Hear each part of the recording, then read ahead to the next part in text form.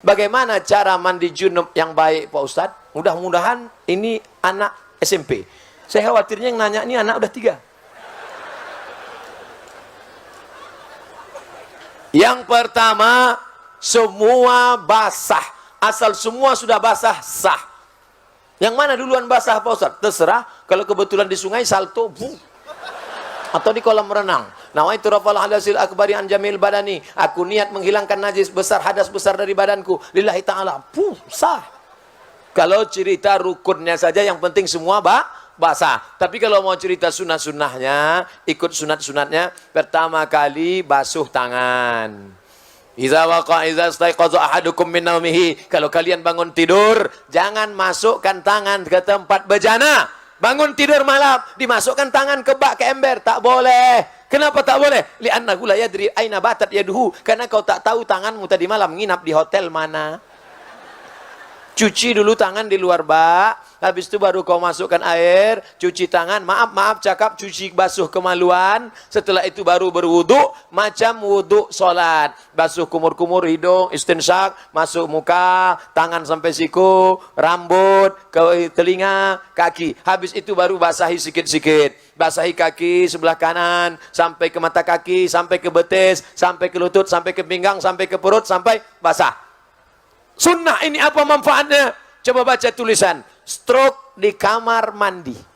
Kenapa orang stroke di kamar mandi? Karena air dingin langsung siram ke kepala. Ketika kulit kepala terasa dingin, darah dari jantung langsung menyembur ingin memanaskan otak kepala. Tapi karena paralonnya tersumbat, maka macet. Coba putar keran, buka keran besar-besar, tapi kemudian pipanya disumbat.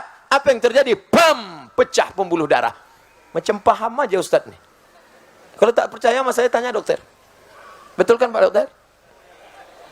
Oleh sebab itu maka dipanaskan badan dengan cara sejukkan, dingin, sampai akhirnya kepala basah semua. Itu kalau mau mengikut sunnah-sunnah Nabi Muhammad sallallahu alaihi wasallam.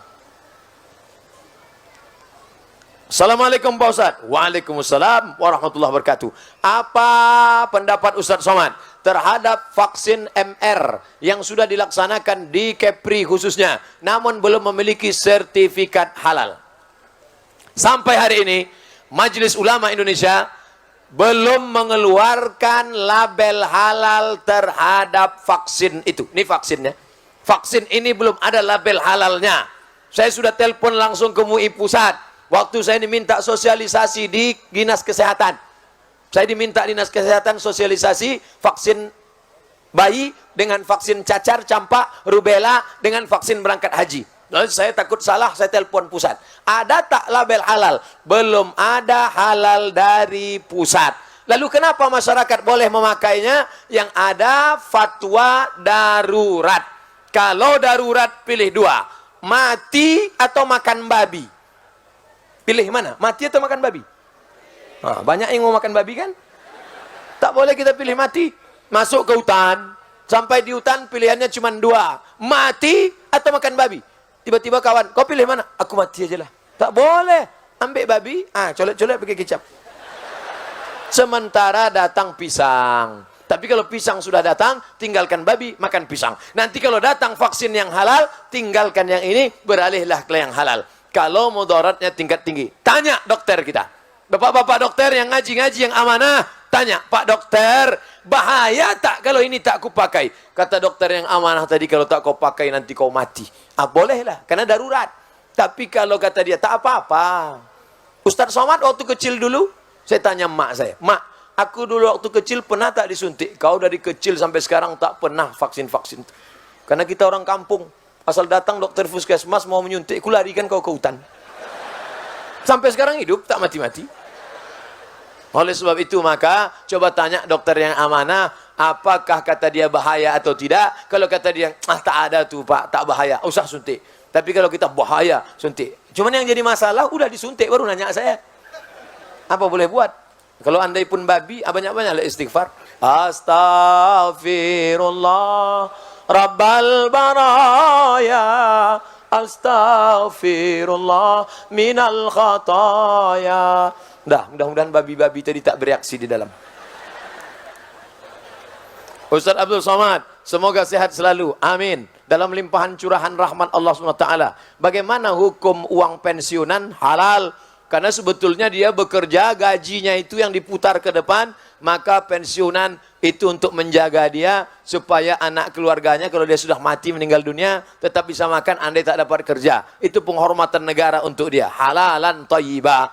Siapa saja mahram anak di luar nikah Pak Ustadz? Anak ibu hamil 3 bulan 4 bulan dinikahkan dia dengan laki-laki, nikahnya sah. Makanya Pak Kua tak pernah bertanya, kau mau nikah? Iya. Perutmu berapa bulan isinya? Tak pernah tanya. Nikah perempuan yang dalam keadaan hamil sah.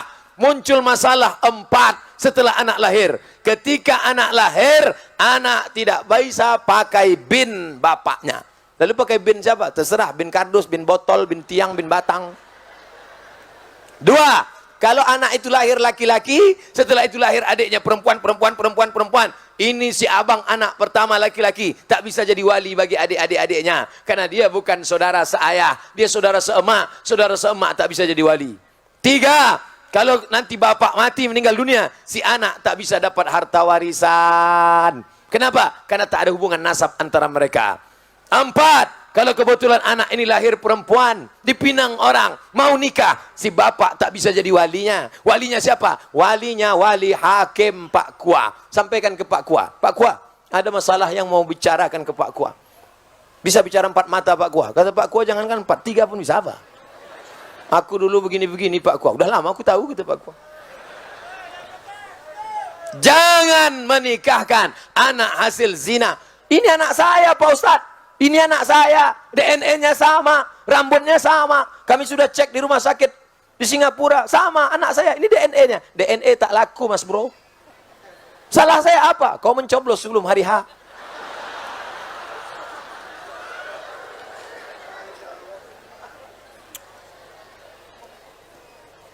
Apakah anak yang dilahirkan di luar nikah dengan ayahnya atau adik laki-lakinya termasuk mahram? Anak luar nikah, laki-laki.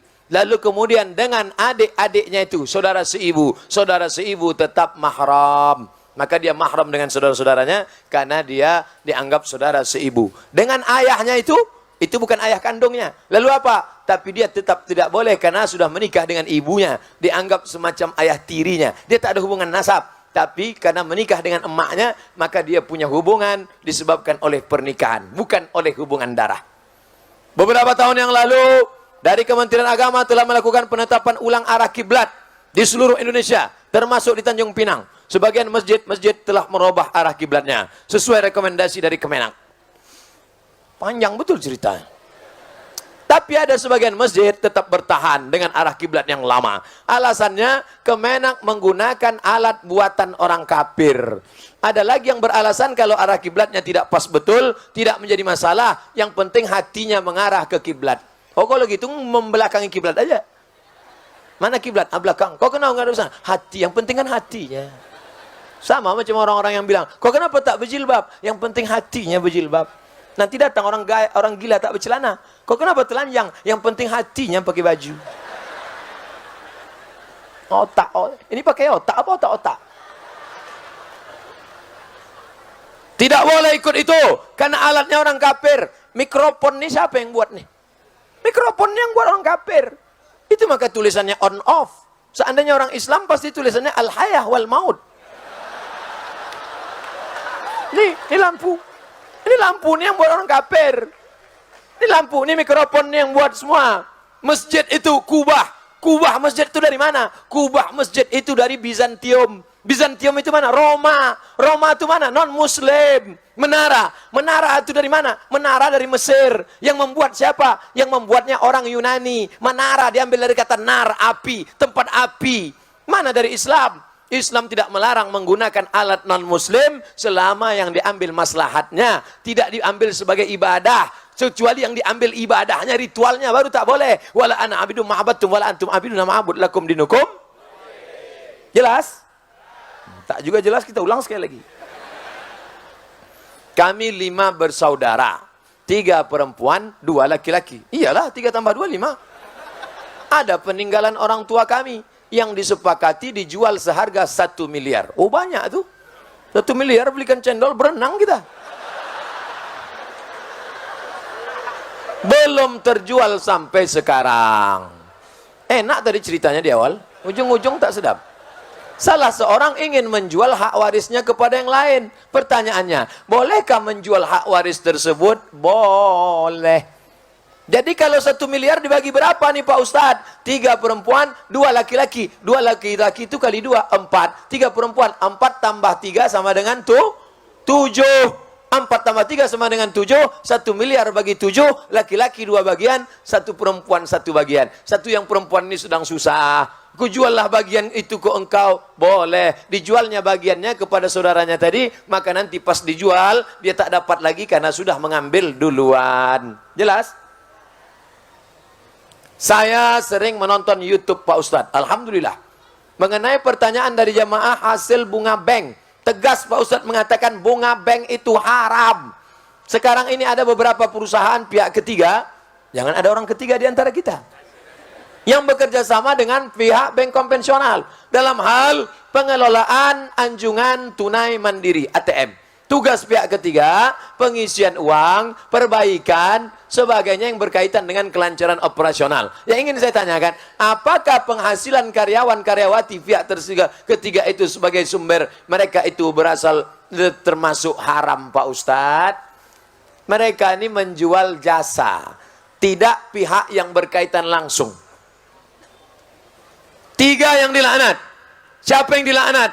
Akilar riba, yang makan riba. Wa mukilahu, orang yang dikasih makan riba. Wa katibahu, penulisnya, pencatatnya. Kulluhum sawa, semuanya mereka sama statusnya. Adapun orang pegawai bank beli nasi bungkus di samping rumah makan Minang Maimbau. Tiba-tiba datang pegawai bank beli.